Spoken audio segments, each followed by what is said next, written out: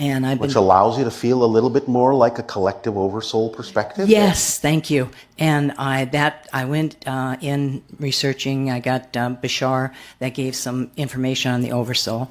But then Lily told me, when I was thinking about how can we experience the Oversoul, when I was thinking about this in June, and she said that through the parallel lives, that connections is how you get to experience the Oversoul. That's certainly one way.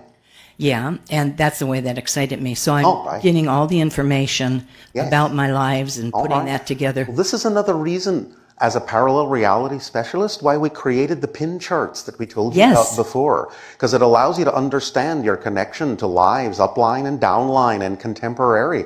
And it gives you one of the abilities to understand the oversoul perspective as you might translate and relate it into your physical reality as well. Oh my God, I'm shaking again. Oh, all right. Well, have fun Divinorum with again. All right. Anyway, but what I wanted to talk to you about is how do you work with people, and who do you work with as a parallel reality specialist? Well, a variety of beings that are interested in exploring the idea of fusing together a greater perspective of themselves in a variety of ways for a variety of purposes. So, as you say, it is the idea of working with a version of the idea of the Oversoul, but it is also an opportunity to understand more aspects of time and the fluidity of it and the illusion of it. What's the mechanics of it? Do you do like a version of pin charts for them, or? Yes, the pin charts are primary within the particular agenda that we use. Okay. This is done through what you would understand as a kind of a hypnotic state, though. Oh, really? Oh, yes, really. I would not lie to you about that. No, I know. So tell me about that.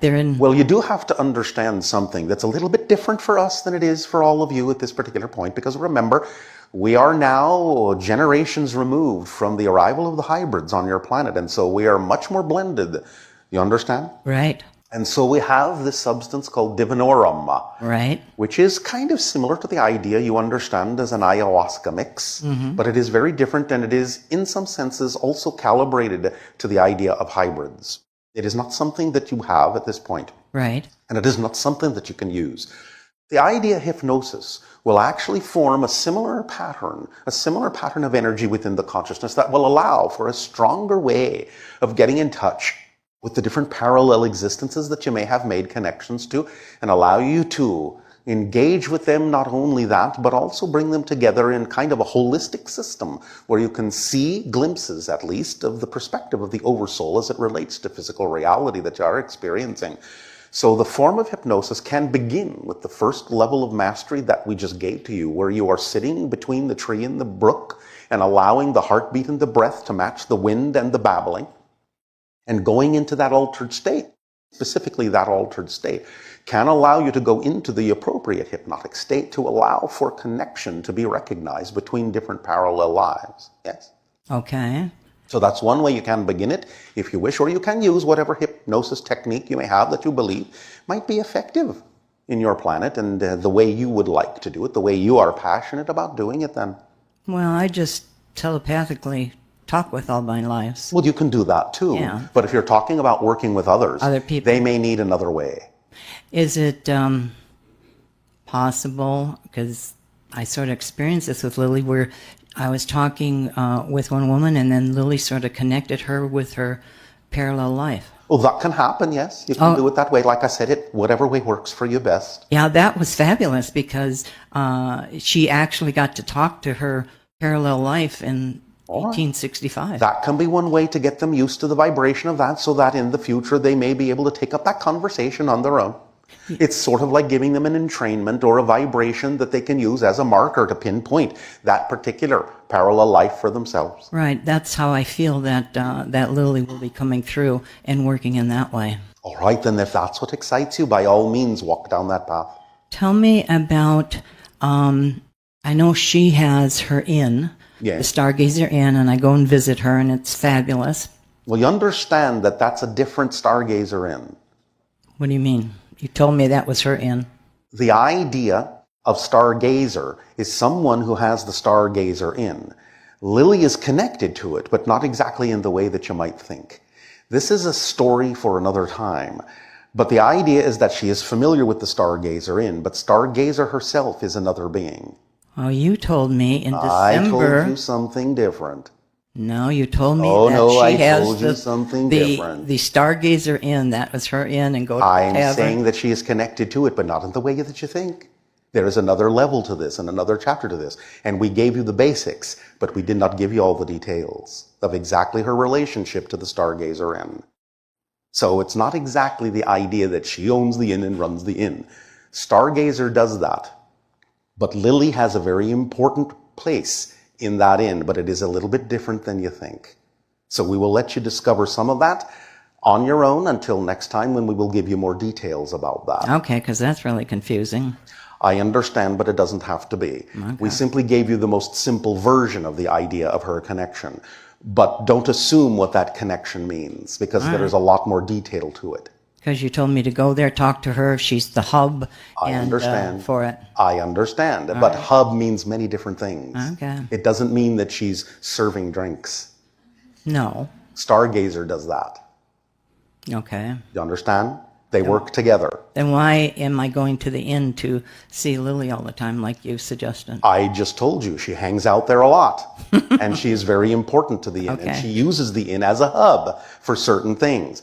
But it's not because she runs the inn. Right. She runs what happens in the inn in a certain way. Ah. So you're just making an assumption on your own about what it is that she does in the inn. It's Stargazer that runs the inn overall, as you would understand how Right. people run restaurants Yes. on your planet. Yeah. But Lily does something else in the inn that acts as a hub for people to come and experience something very different while they're in the inn. Okay. All right? All right. So let that clarify within yourself as you move forward, and we will discuss this with you at another time as well. Okay. Very good. Thank you very much. Thank you very much.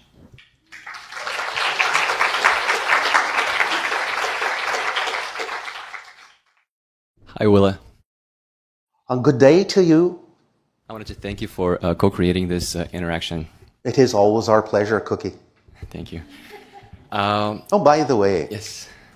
some of you received some cookies, did you not? You're welcome.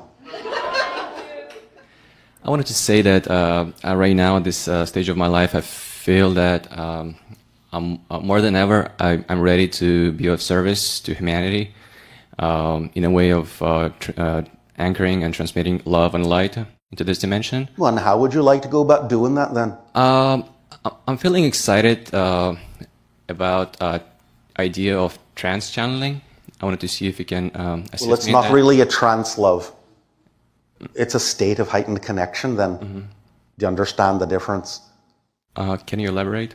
Certainly I can, and it would be my pleasure to do so. The idea is it's not really a trance. It's a focus of association, higher level association and connectivity in the brain. You are conscious in a variety of different ways other than the way you might be conscious right now. But it is really a misunderstanding to call it a trance, because that implies that you're not really involved in the process, when in fact, it's about time y'all became much more involved in your process of channeling yourselves.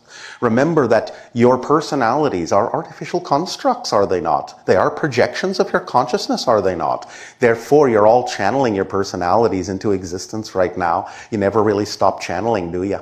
Correct. So you're already channeling. It's just about how you'd like to go about it. That might be an expression you're more passionate about. Mm-hmm. Yes? So how would you like to put yourself out there and be of service to others by channeling yourself in a different way than you're channeling now? Okay, so it's about integration? It's about integration, yes. Yes. Whole systems, yes. Okay. Is this helping you at all?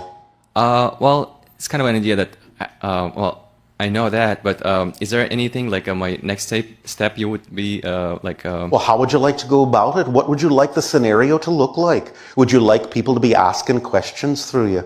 Possibly, yes. All right, well, why don't you gather some people to ask some questions and see what happens then? Okay. Because you understand, if you're just doing it yourself, there's nowhere else for the information to go except to you. Right. So why would you need to do it in any other way than the way you're already doing it to receive what you need to receive? But if you have someone asking you a question, then you can, in a sense, sort of step aside and allow the information to be grounded in them, just like an electric circuit. Okay, I get it. Yes? All right. Also, I wanted to share this last week. We went to my friend and I. We went to Mount Shasta for this sacred journey that was planned out, by our higher selves, I guess. You guess? Guessing now. I know. Your higher self says they're guessing now. Yes, and everything was great. And I just wanted to describe our last day. We decided to go on top of the mountain, and we got stuck. We got trapped on the rocks, where we couldn't get out from, and we had to call for help for the rescue team. Yes. And I got rescued, but my friend had to stay there and spend a night on top of the mountain. And what happened to your friend then? I was asking like everyone for help, my other selves, all these ascended masters, and they all told me that he's fine. It was planned by him, by his own higher self, and that he's gonna have deep experiences over there. So. And what did you learn from the minerals in the mountain then? Well, I learned how to connect to myself on a more deeper level. And what did your friend learn? I guess about same experience, but part of this question is on his behalf. He wanted to. He thinks that he had contact, but he doesn't remember, and he wanted to see what it was, and what kind of beings connected to him. Well, as we can perceive the idea of the energy that's coming through from you, and the energy that you're connecting to your friend with, it would seem to me that the nature spirits were there. Lemurians. So the contact was with the idea of the mountain that supported the event and the experience of going with the nature spirits, who then gave him a safe space and a bubble reality in which to reside until such time as he could then change that. Okay. So the contact was with the nature spirits. Anything you can tell him? Any message? Is he afraid to go back to the mountain? I'm not sure. You can ask. But there can be, because of that experience, because of him creating that synchronicity of having to stay there, there is an opportunity for him to learn that there can be some mastery learned in that same environment. If he wants to go back and commune with those spirits, they're willing. They're willing to engage. Okay. You can tell them that. All right. Also, I had an experience after the meditation, being at the bottom of the mountain waiting for him at night, and after I finished the meditation, I saw this sphere, white sphere, and a triangle in it, and I walked through it, and I found myself in the tunnels, like it felt physical. So I was just going down these tunnels, up and down, right and left, and then I found myself in a larger type of a room, or maybe a city. It felt like an inner Earth city, and I saw this girl that really resonated with me. All right, I'm going to stop you right there for the moment. Okay. The idea to understand is that is not inside the Earth, but what you did is walk through a portal. Okay.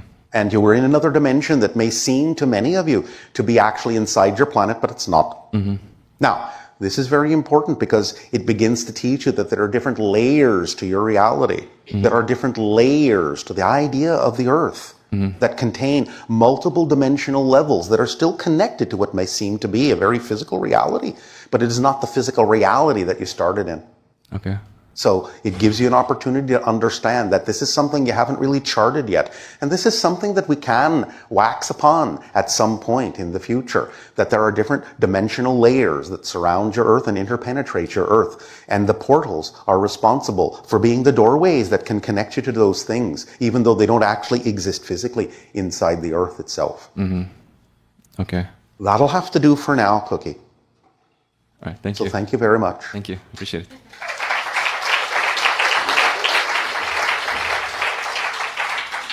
Anyone else then?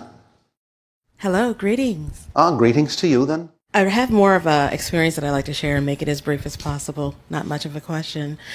This time last year, I was in Brazil in a glorious rainforest. Speak up, my dear. Speak up, my dear. Okay. Okay, great. So this time last year, I was in Brazil in a rainforest, and I sat in a babbling brook that was flowing from the glorious mountains in the Brazilian rainforest. And Well, aren't you a little bit ahead of the class? I actually feel like I was initiated because there was a very mystical and whimsical tree Yes. that sat right behind me in front of the river, just as you described the position should have been. And that's exactly the experience that I had.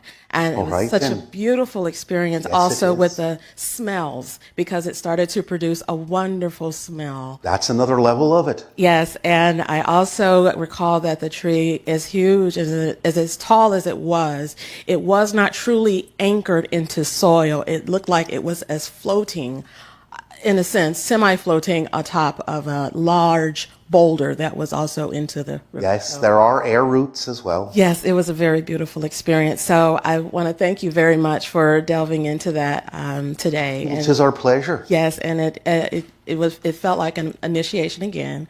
That it was. And I look forward to immersing myself further into the cryptic world. So thank you very much. You're very welcome, and thank you for your synchronous understanding of how the class was to begin. Absolutely. Thank you. You're welcome.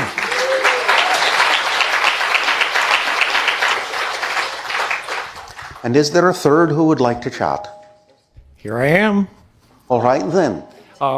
I'd like to start off by saying hello from someone else. Hello from Jess Bearer. She's down in Australia doing the cryptic work, and All right, then. Send our regards. I will. Thank you very much. My heart's beating pretty fast like a rabbit. I think a fox is chasing me or something. That might be me, It might be. in my shapeshifter form as the fox. When you were describing the meditation to go through with the trees and the brook, really the environment around me changed. It really felt like white mist came and enveloped the whole room, and I focused completely on the body that you're channeling through now, and it was really a powerful thing. That's the crystallization of the electromagnetheric energy that the nature spirits use. So sometimes they will engage themselves within the idea of the cryptic meditation as well to aid and assist and bring you along. So you're getting a preview of the idea of the crystallization of the electromagnetheric energy then. It's very exciting. It is very exciting. There are many different kinds of phenomenology that go along with starting the path of the cryptic. Many of you will experience similar things like this and different things. And it will give you an indication of exactly where your strengths lie. And it can give you an understanding then of exactly the path of least resistance for you in moving forward along the path of the cryptic as to what different kinds of phenomenology may pop up and appear before your eyes or in your senses when you are doing these first steps into the first level of mastery. It really synced up with me when you had mentioned the idea that it was hypnotic. I had done the spiral meditation from the Bashar that really, to me, felt like a kind of self-hypnotism that really helped me adjust and adjust beliefs and really change my reality. And synchronicities started really happening a lot. Aye, that's the way it works then.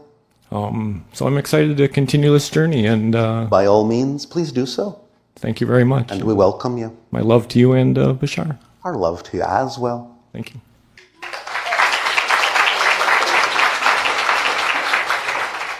Hello, Willa. And we greet you this day. It's a pleasure to speak with somebody so wise. I appreciate your You wisdom. can't be talking about me then. Thank you. I want to talk about a concept that I call green utopia. And I brought this up the other day with Bashar. And I'd like some advice on how to enjoy and experience the path of most allowance in that creation of the version of Earth that I prefer. But you know, the messenger has already given you the formula. What would be different from that then, except to be following your passion to the best you can with no insistence on the outcome? Why would you think there'd be a different formula for that? I don't think there'd be a different formula. Sometimes I'm challenged to be calm and enjoy and trust the path. Well, that's part of the process then for you, isn't it, dearie? Yes. And So then you're doing the right thing, aren't you, by facing those challenges with a good heart and a positive sense of your well-being. yes. Yes. Well, that's all you got to do. It's all you've got to do. You don't have to overcomplicate it, Okay. unless you really want it to be more complicated. Do you I- enjoy the complications? I actually enjoy simplifying the complications. Well, then you have to give yourself a complication first before you can simplify it, can't you? Yes. And I work with a lot of physicists and biologists, and they really enjoy complicating it. And that's all right, because the irony is that they're looking for simplification through the complications that they create. It's true. It's true. I know that's probably why I said that. And you mentioned pins and other dimensions, and I've been enjoying Pin charts. Pin charts. Can you tell me about pin charts? A pin chart is simply a way of calibrating and demonstrating and showing the idea of the different connections you have to different parallel lifetimes that are simultaneously existing, some of which may overlap with your contemporary self and are called counterparts, some of which may be upline, what you call the future, some of which may be downline, which you call the past, some of which may be in parallel realities, hence the pin parallel incarnation. So it's a way of simply creating a three-dimensional chart of all the different connections that you may have going on simultaneously right now, so you can understand yourself more holistically from a type of oversoul point of view. Oh, fabulous. I have this sense, or this is at least how I experience it, that all of these parallel realities are right here, right now. Of course and all they of are. This. There's nowhere else for them to be, love. Yeah. Because Yeah. there is only here and there is only now. So everyone has to share the same space and the same time. And it's very visceral for me, and sometimes I find myself enjoying observing or experiencing these parallels. Yes, well, it's very visceral for us as well. That's why I'm a parallel reality specialist. It's fabulous. And Bashar was telling me that I have a tendency to pop. You have a into- what then, dear? Tendency to, What then, dear?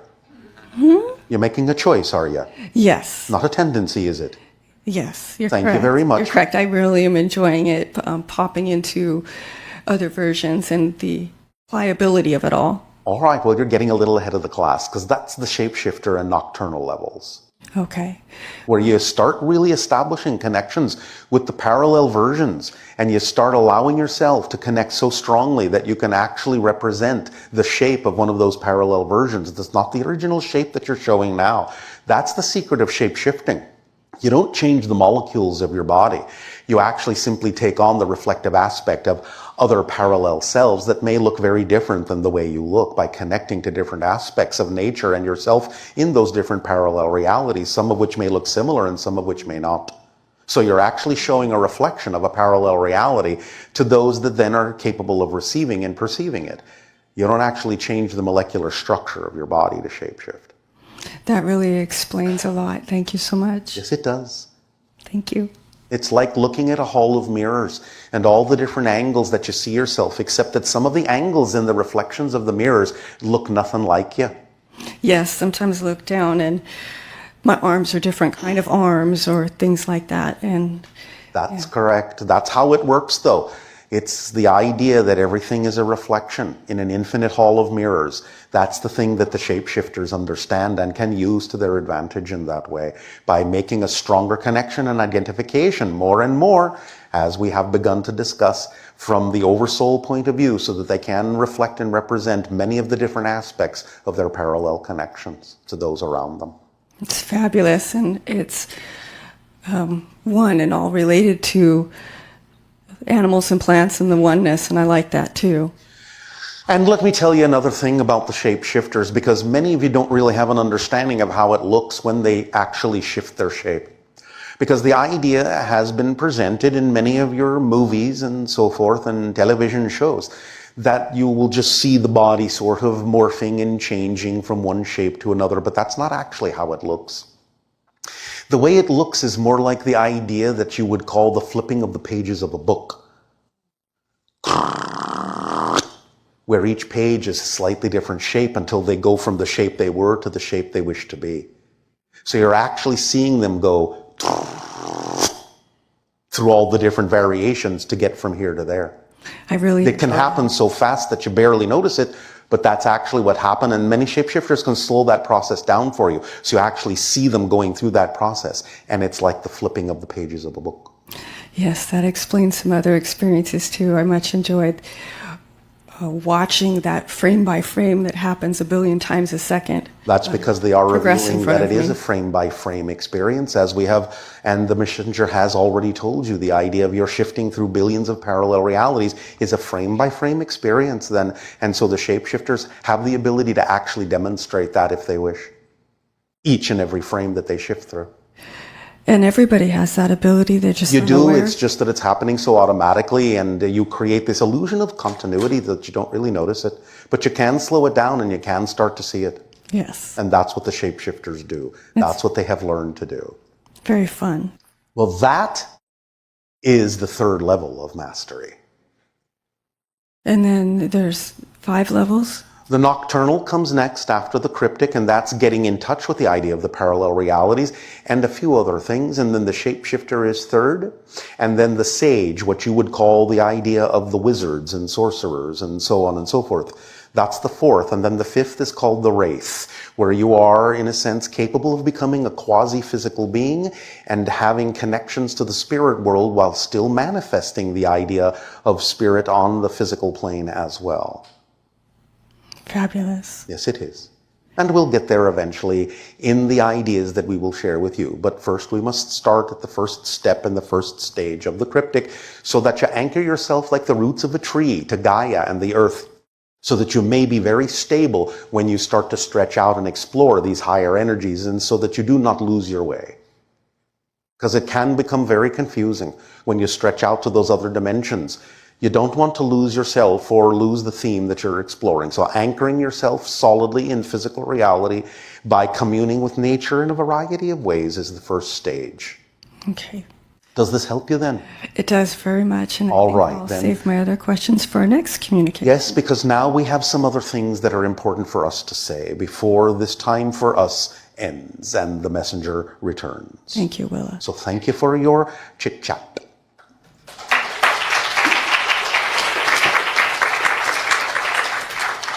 So here at this time is what we would like to share with each and every one of you, because we understand that there are some very important changes happening in your societies at this time with the revelation of secrets and the idea of the balancing of the male and the female energies on your planet, which is of paramount importance at this time.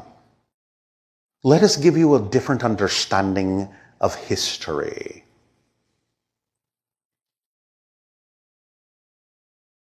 Man, and when we say man, we mean the male of the species, has been attempting to do something now for a little while on your planet. It began most in earnest with the idea that you called the space race, where men attempted to get something into orbit. This is because of an understanding that is unconscious that something needs to happen to create balance in the world within the males. They have been attempting to create their own moon. Earth, what you call the Gaia, is often understood to have the feminine energy, the Mother Earth. The moon, as you know it, also is a reflection of feminine energy in many ways. Men have no moon, but they need to have a moon. And so what we will tell you this day as a little surprise, not that this is an absolute, but you'll find now that as you begin to shift and choose different parallel versions of Earth, you are exhibiting what the messenger would call a 75% probability of going down the path we are about to describe. And therefore we are allowed to share this idea with you as a sneak peek to the probability that may happen. Sometime between what you call now And 150 years from now, Earth will capture an asteroid in orbit and have 2 moons. You'll still have the feminine moon, but now the small asteroid will orbit faster around the Earth, and it shall be called the Sentinel Moon, and that will be the man's moon. And when you see that moon in the sky, and man will have his own moon, will the Earth be in balance and harmony between the male and the female. For man knows this is missing. This balance reflection is missing from the male on your planet. And that is why man has been attempting to put something in orbit all this time. That is what they are missing, is the Sentinel Moon that allows there to finally be a symbol of reflection for the balancing of the male and the female energy within mankind. And this is the beginnings that you are seeing now, where there is all of this disruption and all of this coming out about the idea of the female expressing their power now and not allowing the idea of the fear-based beliefs that have been harbored in the hearts of men for so long to continue on your planet. This is the beginning of the breaking up and the shaking up of this idea that will, in all probability, if you continue along this path, reflect itself ultimately in the second Sentinel Moon.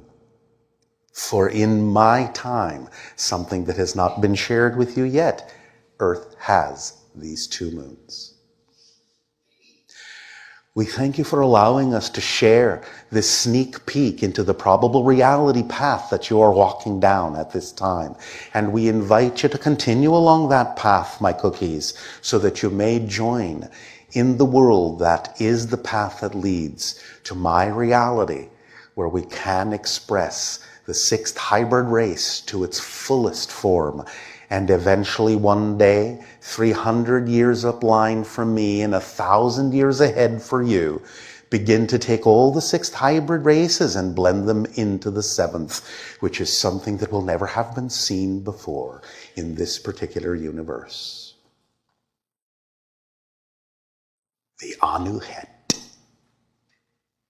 We thank you for this opportunity to experience the great love that pours from your hearts and allowing our heart to pour into yours.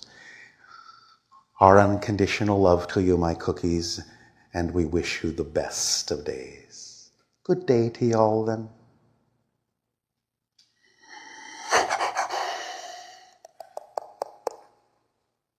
Did you enjoy your time with Willa?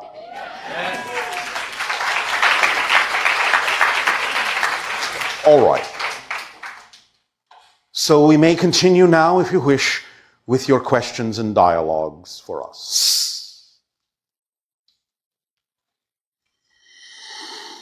Hi, Bashar. And you good day. It's a great joy to connect with you. And you as well. I have actually 3 statements that I want to share with Willa, but it's okay. She'll get them. Okay. So I want to say to Willa that she has brought a lot of excitement, happiness, joy, play, and inspiration to my heart, for which I want to thank you. All right. She says you're welcome. So for these 3 statements, first, the idea is that this summer I have been working in the Yellowstone National Park, Yes. and I've spent around 1 month exploring the idea of being a housekeeper. All right. And as I was doing this, a thought came onto my mind that housekeeping is also a form of expression, a language, but a different type of expression of the same language that could be, for example, experienced through music. So a musician could be, for example, giving off certain vibrations through its music, and so could a painter through his paintings. Yes. And this same effect that a musician would have on a person listening to its music, a housekeeper could have by the right structurization of energy. It's all a form of art.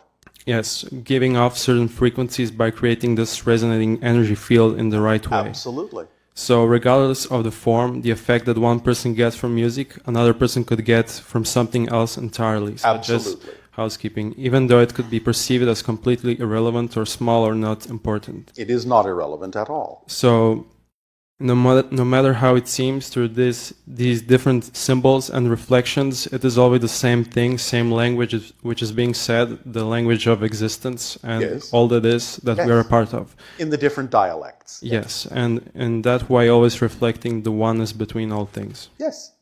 My second statement, everything always reaches for the highest expression of itself. In that way, it is the most self-realized version and most true for itself, most pure vibration, and in that sense showing all that is what it really is so it can know itself. Yes. Because existence is always about what is and is and is, constantly defining and creating itself anew. And so when something can be so integrated at such a high level of energy with such high vibrations, it shows that it is really true. Yes. So that is the meaning behind the biblical phrase, I am that I am. Yes. So when we look at something, the idea is that we would perceive as very simple, such as the flower of a plant. Even a plant has its own awareness of itself and the flower being a part of it. But this expression of there being a flower which grows out from the plant shows its unique beauty, higher energetical form, and represents its connection to the non-physical energy from which it comes from and all that is. Yes. And so in the same way that a plant has its flower, and in that way the symbol of oneness and reflection of connection to everything, a mountain as a collective consciousness of first density energy also has its peak, and showing this connection to the non-physical, and the bigger picture in its own way. Or even a rock would have with also a human, through its different expressions of excitement which are unique to everyone. Yes, absolutely. And my third name is third statement is a name of the song I want to share. It's called Ghost Lullaby. It's from a computer game called Crayon Physics. This song is very dear to me, so I want to share it, and maybe if you can tap into that reality and our YouTube, you can listen to it. And also I want to share to Villa that I am doing and exploring channeling on my own, and I'm connecting with the Yael and the Arcturian selves, so I want to invite Villa maybe to connect with us sometimes, or anyone from that reality. If someone is interested, they would be... Others in that reality will connect. Will is on a different path. Thank you. And I would love to visit that reality maybe sometimes during my dreams. We will see. Thank you. But thank you for your sharing.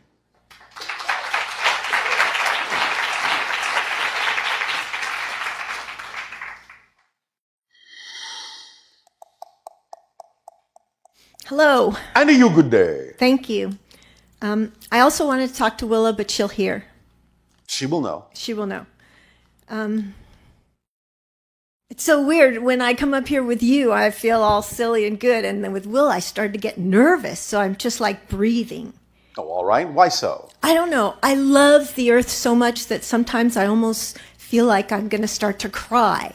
Well, that's all right, because you're centering yourself. Again, it gives you an opportunity to release negative beliefs or things that are simply no longer relevant for you, which always create chemical components in the body that when you let them go have to be washed out, and more often than not that happens through tears. So again, releasing through tears of old beliefs is a form of centering, a form of matching the frequency of the reality you prefer. So that's fine. That's fine. Okay.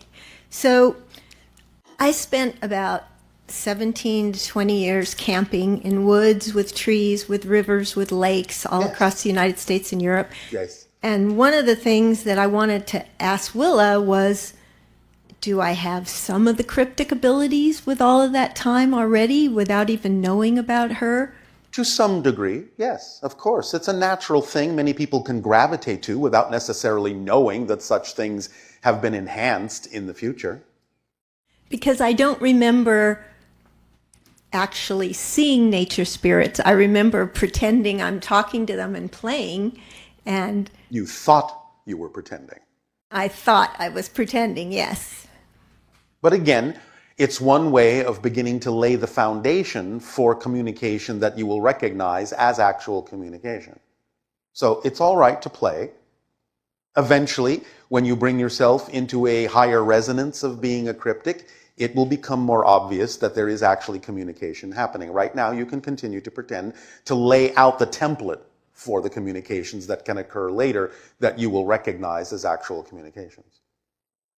But they're also giving you a chance to acclimate to their energy in a variety of ways, and they also do need to acclimate to you. Okay. I do have a lot of writings in my journals. If I went back, I'm sure there would be certain things, but Yes. In fact, some of the communication actually did wind up in some of the things that you wrote. yeah, I feel that. I want to be able to open more Go right ahead. and use that or enhance it or Nobody is offer it. stopping you. Okay. So I just came back from 3 weeks in the Sea of Cortez, living on a boat, Yes. snorkeling every day, Oh, dolphins, fish, Yes. seahorse, octopus, Yes. eels, beautiful crystal water, bioluminescence at night, all the stars crystal clear, Yes. wet all the time, and exploring underwater, a whole new experience for me, magical and How exciting. so exciting. So after the dolphins, the last one day in a storm, a whale beached itself in our cove. No one else is there. Yes. And I snorkeled out to it. And I didn't know if anything was wrong. I couldn't see any wounds, but it was very strange. And I didn't know what to do. I was talking to the whale and telling the whale about my friend who would know what to do if she was here, and telling about my friends. And then I just started to sing to the whale. Yes. And I love you songs and silly songs. And I didn't know what was going on, but finally I sang, and then half hour or more went by, and the whale, I could see the blows, and she was so beautiful. And then I left, and then the next morning when I woke up, I looked, and I couldn't tell, but I swam back, and she had transitioned. And so I saw the wound, and I got to touch her Yes. all over, and she was so beautiful. It was a different kind of whale. I don't even know. You were given a great gift. Yes, As you an explored honor. that being's world, she was willing to come into your world and allow you a more immediate connection, willing to give herself in transition with that gift so that you could make the connection that you needed to make. Wow. And so I know that I create my own meaning, and I was thinking, what meaning do I attach? So this is helping me tremendously. Thank you. You are welcome. I feel so honored. The whale is still with you. Just because it's not physical doesn't mean it's not with you. It is now, in a sense, functioning as what used to be called a totem for you, an animal spirit guide. Yes? Yes. And it connects you more strongly then to the Sirius star system energy as well. Is that star system all cetaceans, or is it They're amphibious and have telepathic connections with dolphins and whales on your planet. So they function as a bridge and a link to the consciousness of the Sirius star system. Are they physical? They are, but there is also non-physical consciousness associated with the Sirius system, but there is a physical race of amphibious beings. They are called the Nomos. The Nomos. Yes. Nom-os. Os is their name for Sirius. Nom-os. I am from Sirius. Nom-os. That's what that means. Wow. Okay, so I have two things that were the questions that went with these things. Yes. Because I was so living in the ocean and felt part of the ocean, and Yes. we washed dishes in the ocean, and then I pooped in the ocean. Oh, all right. And that was a huge thing for me because I've never done that in my life. How fish-like of you. I know, but my boyfriend told me that's what you do. It's okay. But it's really a weird experience. The water's crystal clear, right? And so anyway, I know whales poop and fish poop, and I had just never done this before. So I started to, as we washed the dishes in the ocean and the salt water in the ocean, and we would feed the fish the leftovers, they loved it. I thought about environmental things with the ocean and Mother Earth, and how does the water and the earth handle all of our stuff that goes from cities and When everything is in balance, it handles it just fine. There are many, many built-in filtration systems and many ways in which the molecular compositions of those things work to create more life on the Earth. So as long as it's in balance, it works just fine. I mean, I came here and I was going to ask you, is it okay that I pooped in the ocean? Yes, yes, yes. It's fine. It's fine. Okay. Yes, it's fine. Okay. So You do understand, generally speaking, right, that no matter where it is you actually do that, it usually winds up it in the ocean winds up anyway. in the ocean. Yes, it does. I know. So you just sort of cut out the middleman. I know. It's such a. I felt like I was like 2 or 3. You know. Yes, yes, yes. Oh, potty training. Okay. So all of the species to the climactic whale. There's so many amazing things in that ocean and on land. Yes. And I just synchronistically came upon an artist that does beautiful illustrations, lifelike, of hybrids and different species. And, Yes. and she even had a picture of Willa. Not exactly accurate. Okay, because I thought the hair would be wilder. She had It it all is, sleek and she does not have pointed ears. really okay. She's not an elf. Okay, okay. Many people on your planet think she does because she was once described as having elven-like features. But that's just a description of the shape of her face and the slightly larger eyes. She's not an elf. She does not have pointed ears. Okay, that's so good. But the thing that happened was in these beautiful paintings was the first time I let go, I could feel fear just melting away. There was this love in the eyes of all the illustrations Yes. that was beautiful. And I know maybe it's her filter of how she sees it, but I just started to think about like how vast the universe is, how Yes. amazing. And so then I came back to the hybrid kids because they looked so cute in those illustrations with these big eyes and so intelligent looking. And I know I have That's hybrid because kids. they are. They are. So I wanted to connect more actively with my hybrid kids in All right. dreams or before I go to bed. And I thought I could use these pictures as well. And Can use any permission slip that works for you. okay. So what I wondered was when I was diving and swimming, were the hybrid kids with me experiencing? Some of them, not all of them. Not all of them. No, but some of them took Because- the opportunity to make a connection there and have some experience and draw from your experience a bit.